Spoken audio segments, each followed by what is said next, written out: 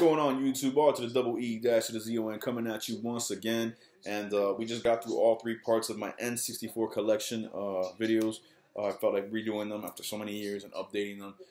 And part of that is because I've been playing the N64 lately, as I said in the beginning video, or the first video. It's crazy. I get a new console like the Switch, which is amazing, and I'm loving it. And I get hit with that retro bug and got to go back and play something.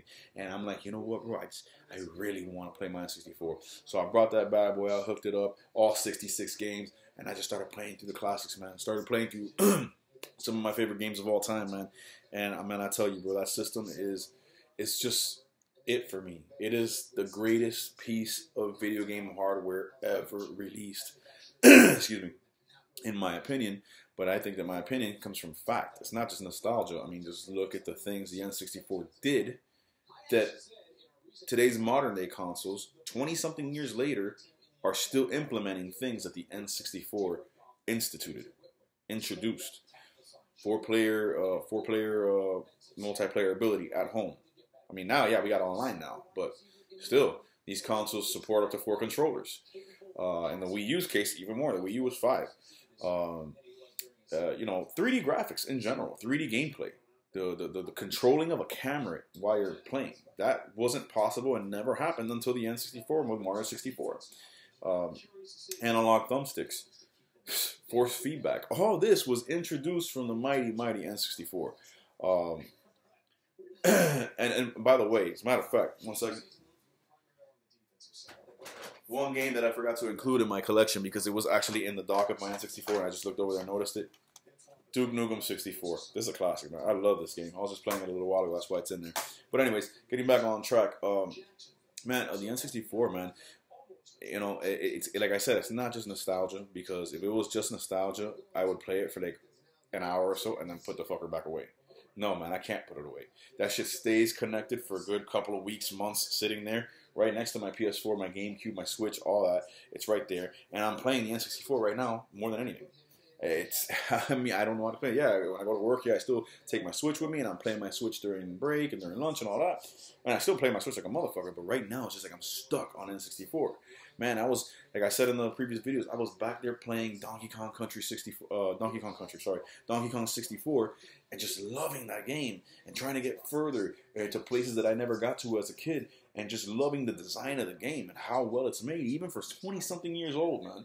Turok Dinosaur Hunter, the original, I played that the other day and was trying to find secrets and stuff that I hadn't found before, but just going through the familiar progression of the game that I remember from being a kid. It's still as magical. It's still as well done as it always has been. Man, Goldman Mystical Ninja. I started another playthrough on this. I play this game probably once a year, maybe not every year, but I always continually go back to this game and do a playthrough because it's just a great ride. It's a great game, and that's the thing with the N64, man. The N64 provided us with so many classics, so many amazing adventures, so many amazing experiences that I didn't get anywhere else, man. And you're talking to somebody that owned the PlayStation 1. I had Resident Evil, I had Twisted Metal, Crash Bandicoot, you know, all good games within their own right, but, you know, a playthrough or two, and that's it. They were done, they were on the shelf. There wasn't that tractor beam effect that bringing you back time and time again. I mean, man, Banjo-Kazooie, man, that's another game that I've been playing lately. Mario 64, the Godfather, the one that started it all, man. I mean, it's just, like if you guys remember, I mean, if you guys are anywhere near my age, if you remember what it was that first time you powered on your N64 and Mario's face came out of the screen in 3D, and, you know, you had the title screen and you were able to manipulate his face and all that in 3D space.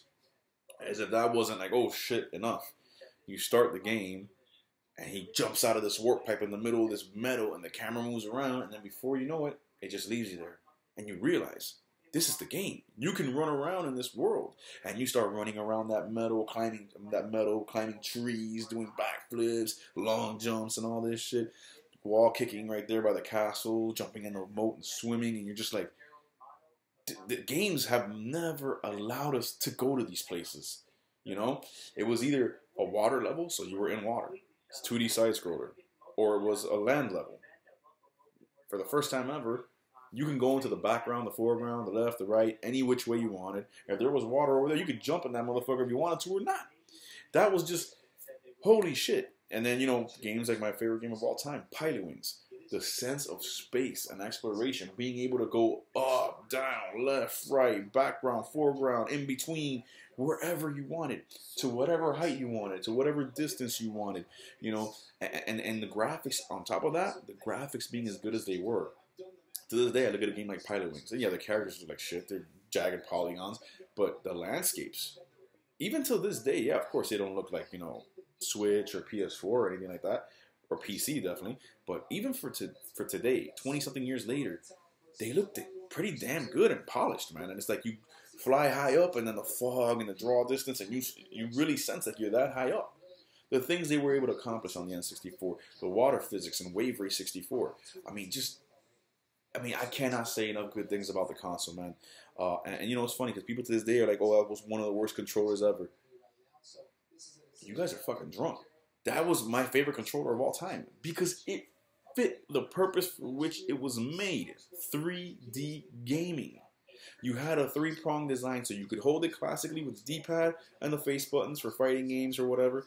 And then you had that joystick in the middle. Whenever it was a 3D adventure, you went to the middle and you had the joystick and the Z trigger in the back for first-person shooters. Everything fit so naturally. It was awesome. You had C buttons that literally allowed you 90% of the time, depending on the game, but most of the time, to manipulate the zoom and the angle of your camera. You could move it around the character and look at a level from a million different perspectives and see things that you didn't see from a certain angle. I mean, dude, the N64 was it, man. Oh man, what else can I say about it, man? I mean, look, when you have a catalog of games like this, I mean, the PlayStation 1 won in sales. It sold much more than the N64, and it had a shitload more games than the N64. But the quality wasn't the same because when you have a catalog of games like this, and I'm just going off the top of my head, I'm not even looking at my collection. Super Mario 64, Super Smash Brothers, Wave Race 64, Pilot Wings 64, Banjo-Kazooie, GoldenEye 007, Turok Dinosaur Hunter, Mario Kart 64, Diddy Kong Racing. I think I said Zelda Ocarina of Time, but Legend of Zelda Majora's Mask, Golem Mystical Ninja, Blast Corps, Perfect Dark, Jet Force Gemini, Donkey Kong 64, if I didn't say that.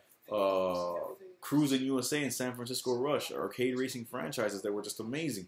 The wrestling games, the WCW and WWF, No Mercy and Revenge and all that.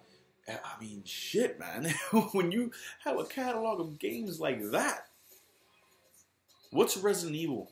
What's Parasite Eve? What's Final Fantasy VII compared to the games I just mentioned? Like, Legend of Zelda Ocarina of Time by itself blows away the entire PlayStation 1 library. I'm sorry, it just does. Don't shoot the messenger. It just does. They had Wipeout. We had F-Zero fucking X. Get the fuck out of here, though. Like, that's it. I mean, it's just, the collection of games is just so, and that's off the top of my head. I mean, I'm sure I missed. I'm looking in here. Let me see. Castlevania 64, there's one right there. Rampage World Tour, that's another one, man. I mean, dude, it's just so much, man. The N64 was really ahead of its time, revolutionized the industry. Consoles today are made and manufactured and developed with a lot of what the N64 introduced. Those things are standard now, and they've stayed standard for the last 20 plus years. No other console has done that. No other console has made the impact in the industry that the Nintendo 64 has. Name me one.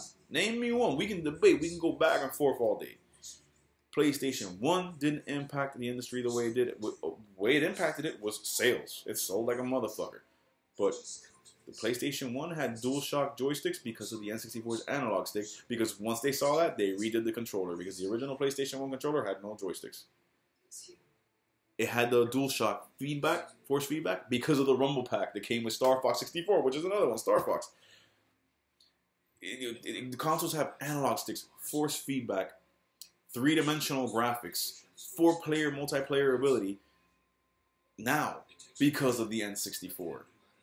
Games today are made, for the most part, with the ability to manipulate and control the camera because of the N64. Nothing else needs to be said, man. So I'm not going to drag on for a full 15 minutes talking about this. I just wanted to share with y'all how much I've enjoyed playing the Nintendo 64 and going back to it. It is my favorite console of all time. And in my eyes, the best console, hands down. Nothing else even comes close. To me, the second best console is a Nintendo Wii because it was just amazing. But the 64 is the system of systems. From the game catalog to the advancements and innovations it made in the world of gaming that have stuck around to this day, to the design of the console, and just to the risks and innovations that it took and that it brought. Can't say enough, man. N64 is just unbelievable. With that being said, man, I hope you guys have enjoyed this video series, my three-part my three-part N64 collection series, and this video just commemorating and talking about the N64. If you guys want me to say anything else about this or review any of these games or whatnot, you please leave a comment in the comment section below, and just let me know, man. But yeah, man, as we used to say back in the day, and I still say to this day, get in or get out. God bless. Peace.